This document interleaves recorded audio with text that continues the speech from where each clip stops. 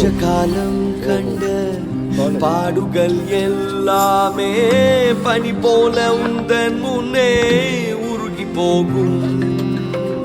கொஞ்ச காலம் கண்ட பாடுகள் எல்லாமே பனி போல உந்தன் முன்னே உருகி போகும்.